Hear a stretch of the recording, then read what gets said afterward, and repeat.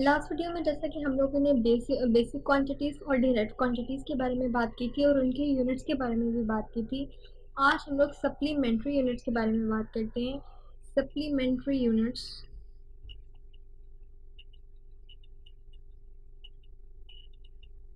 Supplementary units वो units हैं जो कि ना तो बेसिक यूनिट्स होते हैं और ना ही डिराइव्ड यूनिट्स। मीन्स ये कि सप्लीमेंट्री क्वांटिटीज ऐसी क्वांटिटीज होती हैं जो ना तो बेसिक क्वांटिटी से डिराइव की जाती हैं और ना ही ये डिराइव्ड क्वांटिटीज के अंदर आती हैं, बल्कि ये दोनों कैटेगरी से एक अलग कैटेगरी में आती है जिसे हम लोग सप्लीमेंट्री कहते हैं। सप्लीमेंट्री क्वांटिटीज की जो यूनिट्स होती हैं उन्हें हम लोग सप्लीमेंट्री यूनिट्स कहते हैं। सप्लीमेंट्री क्वांटिटीज दो हैं और इनके दो ही यूनिट्स हैं। ये दो सप्लीमेंट्री क्वांटिटीज हैं, एक जो है प्लेन एंगल है और एक सॉलिड एंगल। प्लेन एंगल का जो यूनिट है उसे हम लोग रेडियन बोलते हैं और इसे RAD से रिप्रेजेंट करते हैं। और जो सॉलिड एंगल होता है उसका जो यूनिट है वो स्टेरेडियन कहलाता है और स्टेरेडियन को हम लोग SR से रिप्रेजेंट करते हैं। अब हम ये देखते हैं कि ये रेडियन और ये स्टेरेडियन क्या है। रेडियन जो है, रेडियन एक ऐसा प्लेन एंगल है जो उस वक्त फॉर्म होता है, ये एक प्लेन एंगल है, ये उस वक्त बनता है सर्कल के सेंटर पर जब कोई बॉडी इस तरीके से मूव करे कि वो अपना जो है डिस्प्लेसमेंट स्टार्ट करे सर्कल के ऊपर और अपना डिस्प्लेसमेंट इस तरह से करे कि सर्कल के सरकमफेरेंस के ऊपर एक आर की फॉर्म में जो है वो अपना डिस्टेंस ट्रेवल करते हुए सर्कल के सेंटर पर एक एंगल बनाए। इस तरीके से अगर मैं इसे बनाऊं तो इस तरीके से इसे देखा जा सकता है कि जाहिर सी बात है कि वो बॉडी सर्कल के ऊपर ही मूव कर रही है। ये अगर एक सर्कल है तो इस सर्कल के ऊपर यहाँ से बॉडी ने अपना डिस्प्लेसमेंट स्टार्ट किया और यहाँ तक पहुंची, तो इसके ऊपर मूव करते हुए उसने जो सर्कल है सर्कल के सर्कमफेरेंस पर एक आर्क की फॉर्म में डिस्टेंस जो है ट्रेवल किया और यहाँ पर एक एंगल बनाया है सेंटर पर। इस हिस्से की जो लेंथ होती है ये हमारे रेडियस आर के बराबर होता है, यानी रेडियन एक ऐसा एंगल होता है जो सेंटर पर बनता है जब कोई भी बॉडी अपना डिस्प्लेसमेंट एक आर्क की फॉर्म में ट्रैवल करे और वो आर्क जो है वो दायरे के सर्कमफेरेंस के ऊपर बने और उसकी जो लेंथ है, ये वाली जो लेंथ है वो उसके रेडियस आर के इक्वल हो, तो इसे हम लोग रेडियन बोलते हैं। यानी कि जब भी कोई बॉडी सर्कल में ट्रैवल करेगी तो वो सेंटर पर कोई ना कोई एंगल बनाएगी और वो एंगल जो है रेडियन कहलाता है। एक जो रेडियन होता है वो इस तरह से ऑब्टेन किया जाता है कि एक सर्कल के अंदर हमारे पास 360 डिग्री एंगल्स होते हैं और जब हम इसे 2 पाई पे डिवाइड करते हैं तो हमारे पास आंसर 57.3 डिग्री आ जाता है। तो इसका मतलब है कि जो एक रेडियन है वो 57.3 डिग्री के इक्वल होता है। इसी तरह जो स्टे रेडियन है, स्टे रेडियन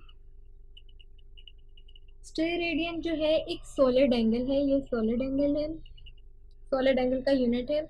ये उस वक्त फॉर्म होता है जब कोई, ये भी सर्कल के ऊपर ही, मीन्स कि एक सॉलिड स्फेयर है आपके पास और उसके ऊपर इस तरह से कोई बॉडी मूव कर रही है इनकी 3 डायमेंशन में।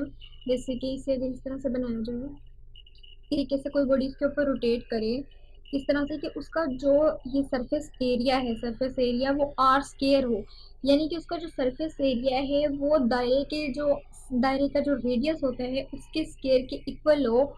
ये काम करते हुए इस तरह से अगर वो प्रोसीड कर रहा है और सेंटर पर कोई एंगल बना रहा है तो उस वक्त जो एंगल होगा उसे हम लोग स्टेरेडियन बोलते हैं। एक जो स्फेयर होता है, एक स्फेयर के अंदर 4 पाई स्टे रेडियन होते हैं, 4 पाई स्टे रेडियन जो के बराबर होते हैं 12.57 रेडियन के। यानी कि अगर कोई भी बॉडी, अगर इसे आप 3 डायमेंशन में देखें, या तो मैंने 2 डायमेंशन में बनाया, जब आप इसे 3 डायमेंशन में देखेंगे तो ये आपको जस्ट लाइक कौन नजर आएगी स्फेयर के ऊपर मूव करते हुए। और इस सिचुएशन में इसका जो ये सरफेस एरिया है ये इस तरह से दायरे के ऊपर मूव कर रही है कि दायरे के सेंटर के साथ एंगल भी बना रही है और इसका जो सरफेस एरिया है वो आर स्क्वायर होता है। मीन्स के सरफेस एरिया आर स्क्वायर होने का मतलब ये है कि इस साइड की भी जो लेंथ है वो दायरे का रेडियस है वो आर है और ये वाली साइड भी आर है। मीन्स के आर स्केयर जो है उसका सरफेस एरिया हो जाता है। तो जो स्टे रेडियन और रेडियन है इसमें बेसिकली फ़र्क ये आता है कि रेडियन में जो लेंथ होती है वो आर, सिर्फ एक आर रेडियस के इक्वल होती है, जबकि स्टेरेडियन में जो सॉलिड एंगल बनता है स्फेयर के ऊपर, वो उसका जो सरफेस एरिया है वो आर स्केयर होता है, मीन्स कि वो दायरे के जो रेडियस है उसके स्केयर के इक्वल होता है, यानी कि उसका सरफेस एरिया आर स्केयर हो जाता है। जबकि रेडियन में सिर्फ उसकी लेंथ आर के इक्वल आती है, आर स्केयर के इक्वल नहीं आती। इसके अलावा फिजिक्स में एक इम्पॉर्टेंट टर्म है जिसे हम लोग डायमेंशंस कहते हैं। Dimension, dimensions of physical quantities, physical quantities. Dimension का मतलब ये है कि फिजिक्स में एक ऐसी इस्तेलाह, एक ऐसी टर्म जिसकी बेस पे हम तमाम फिजिकल क्वांटिटीज को इस स्क्वायर सिंबल के अंदर कैपिटल लेटर्स में लिखते हैं, और किसी भी फिजिकल क्वांटिटी के यूनिट को कैपिटल लेटर में इस स्क्वायर के अंदर लिख के रिप्रेजेंट करने का तरीका जो है वो डायमेंशन कहलाता है। जैसे कि स्पीड, फॉर एग्जांपल आपके पास स्पीड है, स्पीड का जो यूनिट है वो मीटर पर सेकंड है। अब जो मीटर है वो लेंथ को रिप्रेजेंट करता है, तो लेंथ के लिए कैपिटल एल, और जो एस है वो टाइम को रिप्रेजेंट करता है, तो टाइम के लिए कैपिटल टी। इसे अगर मैं इस तरह से लिखूँ स्क्वायर ब्रैकेट के अंदर, अगर मुझे डायमेंशन शो करनी हो, तो ये एल, टी नीचे था, टी ऊपर आएगा तो टी-1, टी-1, और इस तरह से ब्रैकेट क्लोज। तो इस तरह से जो लिखने का सिस्टम है इसे हम लोग कहते हैं कि ये डायमेंशन है। मीन्स के डायमेंशन में ये होता है कि मीटर के लिए हम लोग कैपिटल एल इस्तेमाल करते हैं। जैसे कि आपको याद है कि बेसिक क्वांटिटीज में हमने पढ़ रखा है कि जो लेंथ है वो लेंथ का जो यूनिट है वो मीटर है, तो मीटर जो है लेंथ का यूनिट है, इसलिए लेंथ एल से स्टार्ट होता है, तो हम लोग सिर्फ एल ले लेते हैं डायमेंशन के अंदर। सिमिलरली जो टाइम का यूनिट है वो सेकेंड है, तो जब बेसिक क्वांटिटी के यूनिट लिखते हैं तो हम मीटर पर सेकेंड लिखते हैं, लेकिन जैसे ही इन्हें डायमेंशन में कन्वर्ट करना होता है तो ये यूनिट जिस बेसिक क्वांटिटी से हासिल किए जाते हैं, हम उन बेसिक क्वांटिटीज के फर्स्ट लेटर को कैपिटल लेटर में लिखकर डायमेंशन में रिप्रेजेंट कर देते हैं। उन लेटर्स को हम लोग लेते हैं सिर्फ पहले कैपिटल लेटर को और उसे इस स्क्वायर ब्रैकेट के अंदर लिख देते हैं, तो ये लिखने का तरीका हमारे पास डायमेंशन कहलाता है। अब क्वेश्चन ये है कि डायमेंशन हम इस्तेमाल ही क्यों करते हैं। डायमेंशन जो है हमें किसी भी फिजिकल क्वांटिटी में इस्तेमाल होने वाली बेसिक क्वांटिटीज़ के बारे में एक इन्फॉर्मेशन देता है, ये पहली बात होगी। इसके अलावा हमें ये बताता है कि कोई इक्वेशन किस हद तक करेक्ट है, यानी कि करेक्टनेस ऑफ इक्वेशन बताता है। इसके अलावा किसी फॉर्मूले की करेक्टनेस भी हमें डायमेंशन के थ्रू पता चलती है। फॉर एग्जाम्पल ये देखने के लिए कि डायमेंशन किस तरह से प्रूव करती है कि कोई फॉर्मूला या कोई इक्वेशन राइट है, हम एक एग्जाम्पल ले लेते हैं। लेट्स से कि जो टाइम पीरियड है पेंडुलम के लिए वो 2 pi under root m divided by K है। लेट्स से कि ये हम लोगों ने एक एग्जाम्पल ले ली। अब टाइम का यूनिट अगर देखा जाए इस लेफ्ट हैंड साइड पे तो सेकंड है, और अगर राइट हैंड साइड की बात करूँ तो 2 पाई हमारे पास कांस्टेंट है।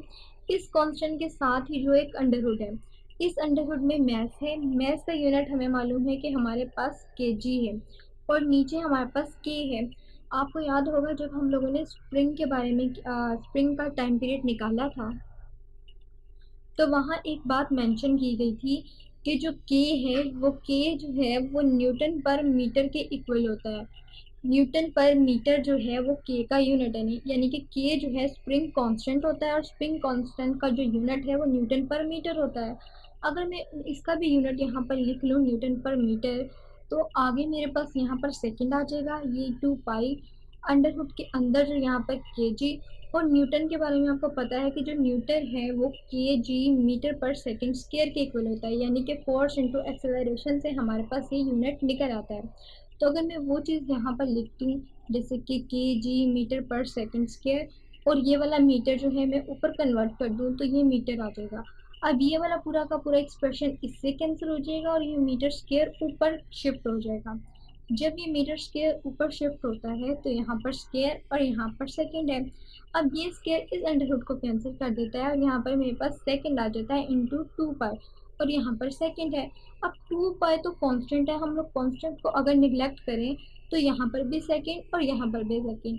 तो इस तरह डायमेंशन को इस्तेमाल करने से डायमेंशन जो है हमें ये बताती है कि किस हद तक फॉर्मूला जो है वो करेक्ट है। अब आगे अगर मैं इस चीज़ को डायमेंशन में रिप्रेजेंट करूँ तो यहाँ पर भी स्क्वायर ब्रैकेट और इज इक्वल्स टू के बाद यहाँ पर भी स्क्वायर ब्रैकेट्स आ जाएंगी। और जो सेकंड के लिए डायमेंशन यहाँ पर इस्तेमाल की जाएगी कैपिटल टी, और यहाँ पर भी कैपिटल टी। इसका मतलब है ये जो फॉर्मूला है टाइम पीरियड का कि t is equals to 2 pi under root m/k, time period है जो स्प्रिंग कांस्टेंट स्प्रिंग के लिए, वो बिल्कुल एग्जैक्ट है, क्योंकि इसकी डायमेंशन जो है प्रूव हो जाती है, डायमेंशन बोथ साइड पे इक्वल आती है। इसका मतलब है ये फॉर्मूला करेक्ट है। तो इसी तरह से जो डायमेंशंस हैं हमें ये बताती हैं कि कोई फॉर्मूला किस हद तक करेक्ट है, कोई इक्वेशन किस हद तक करेक्ट है, और इसके अलावा किसी भी क्वांटिटी में, किसी भी इक्वेशन में, किसी भी फॉर्मूला में जो डायमेंशन, जो बेसिक क्वांटिटीज इस्तेमाल हो रही हैं वो कौन कौन सी बेसिक क्वांटिटी हैं, उनकी डायमेंशंस क्या है, ये सब कुछ हमें डायमेंशन से पता चलता है। इस तरह से आप किसी भी फॉर्मूले की करेक्टनेस वगैरह बता सकते हैं। अब जैसे कि अगर आपके पास वेलोसिटी हो, या अगर आपके पास वेलोसिटी है तो वेलोसिटी के जो यूनिट्स होते हैं वो मीटर पर सेकंड है। इसे अगर आपने डायमेंशन में लिखना है तो आप स्क्वायर ब्रैकेट लिखेंगे, और मीटर के लिए आप यहाँ पे एल लगाएंगे, और सेकंड के लिए t-1 कर देंगे। सिमिलरली अगर आपको फोर्स का करना है तो आपको मालूम है कि फोर्स जो है वो न्यूटन है, और न्यूटन जो है वो इक्वल होता है kg मीटर पर सेकंड स्क्वायर की। अगर मैं इस चीज़ को डायमेंशन में लिखूँ तो मुझे सबसे पहले ये कर लेना चाहिए आसानी के लिए kg मीटर पर सेकंड स्क्वायर, इस तरीके से। उसके बाद यहाँ पर मुझे स्क्वायर ब्रैकेट लगानी पड़ेगी। kg चूँकि मैस का यूनिट है तो यहाँ पर मुझे कैपिटल M लिखना चाहिए। M जो है वो मीटर के लिए लगाया जाता है, मीटर जो है वो बेसिक क्वांटिटी लेंथ का यूनिट है, तो यहाँ पर कैपिटल L आना चाहिए। और जो s-2 ये सेकंड है, मीन्स ये कि ये टाइम का, बेसिक क्वांटिटी टाइम का यूनिट है, तो यहाँ पर t आना चाहिए। और जितनी पावर यहाँ पर लगी हो -2, उतनी ही पावर यहाँ पर लगा देनी चाहिए -2। तो ये मेरे पास फोर्स की डायमेंशन आ जाती है। इसी तरह अगर आपको किसी और चीज़ की, लेट्स से कि पावर की आपको चाहिए, पावर की आपको डायमेंशन मालूम करनी है, तो पावर का यूनिट जो है वो वाट होता है। और आपको ये भी पता है कि जो पावर है उसका जो यूनिट है वो इस तरह से है kg मीटर स्क्वायर, और s-3 इसका यूनिट होता है।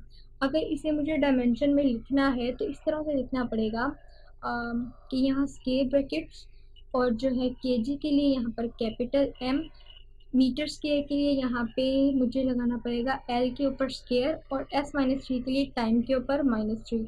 तो इस तरह से आप different quantity, different physical quantities के लिए उनकी डायमेंशन इजी तरीके से लिख सकते हैं बेसिक क्वांटिटीज़ को इस्तेमाल करते हुए।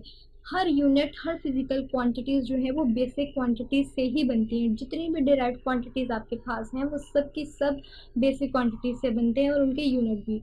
सो इसीलिए हम जो इन सब क्वांटिटीज़ के अंदर सिंबल इस्तेमाल करते हैं वो इनकी बेसिक क्वांटिटीज़ का सिंबल इस्तेमाल कर लेते हैं, और यहाँ पर इसे स्क्वायर ब्रैकेट के अंदर रिप्रेजेंट कर देते हैं। तो ये जो मेथड है ये हमारे पास डायमेंशन कहलाता है।